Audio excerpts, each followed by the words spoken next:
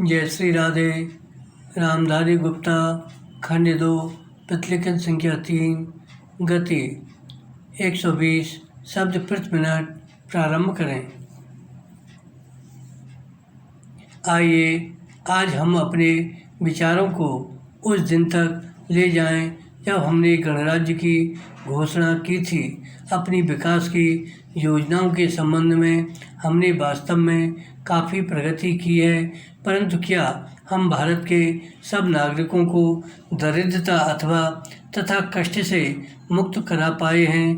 प्रकृति की शक्तियों को अपने अधीन करने और जनता के कल्याण के लिए उन्हें नियंत्रण में लाने की दिशा में भी हम आगे बढ़े हैं, किंतु हम ये नहीं भूल सकते कि कुछ महीने ही हुए हमें भारत के उत्तर पूर्वी प्रदेशों में भयानक बाढ़ का सामना करना पड़ा था, जिसके कारण यातायात के साधन छिन्न भिन्न हो गए और वहाँ की जनता को भारी हानि उठानी पड़ी। विराम। निसंदेह साक्षरता, प्रसार और रोगों के निराकरण के महत्वपूर्ण उपाय भी हमने सोचे हैं। यद्यपि अभी भी देश के बहुत से भागों में निरक्षरता और बीमारी पर्याप्त मात्रा में दिखाई देती है। विराम। जन कल्याण की योजनाओं को हम बराबर आगे बढ़ाते रहेंगे, ये हमारा दृढ़ संकल्प है, इसमें संदेह नहीं किया जा सकता। विराम। इन योजनाओं के पूरे होने के संबंध में जो प्रयास अब तक किया गया है उससे भी हमें असंतुष्ट नहीं होना चाहिए। फिर भी जो कुछ अब तक किया जा सका है, यदि वह बहुत चमत्कारी नहीं दिखता तो उसका कारण यह है कि अभी निर्माण कार्य जारी है और समाप्त नहीं हुआ है। राष्ट्र के निर्माण में समय की आवश्यकता होती है। आज हमारा गणराज्य दिवस है और भारत जैसे प्राचीन राष्ट्र के इतिहास में 5-7 वर्ष की अवधि एक स्वल्पकाल है। विराम। आइए अब हम विगत वर्ष की घटनाओं पर नज़र डालें और ये देखें कि विकास के कार्यों और निर्माण योजनाओं की दिशा में हम कहाँ तक आगे बढ़ सके हैं। विराम।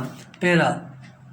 यदि मुझसे यह कहा जाए कि बीते वर्ष की घटनाओं का वर्णन मैं एक वाक्य में करूं, तो मैं कहना चाहूँगा कि संविधान में दिए गए निर्देशों के अनुसार हमने समस्त राष्ट्र के साधनों को ऐसे ढंग से जुटाना आरंभ कर दिया है जिससे यह स्पष्ट हो जाता है कि भारत में कल्याणकारी राज्य की स्थापना का श्री गणेश हो चुका है। विराम।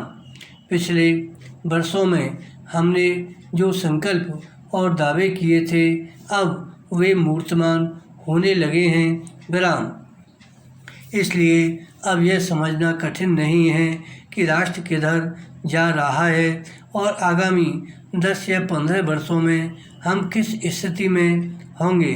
महान नदी घाटी योजनाओं पर कार्य बराबर जारी है।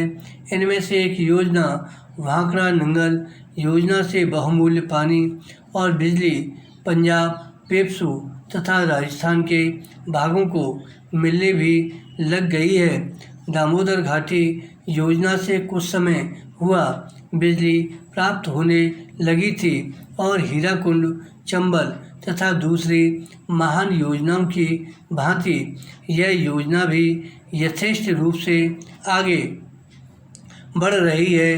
भाखड़ा नंगल योजना का प्रथम चरण समाप्त होने से अब यह स्पष्ट है कि इन महान योजनाओं के द्वारा देश में कितने महत्वपूर्ण परिवर्तन हो जाएंगे। धन्यवाद।